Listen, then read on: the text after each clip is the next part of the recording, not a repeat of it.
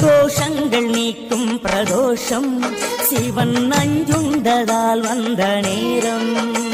நாம் செய்த தீவினைகள் யாவும் அந்த பிறை சூடன் அருளாலே தீரும்.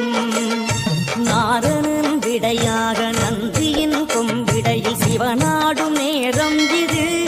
சிவன் வரும் சுகமான நேரம் இது.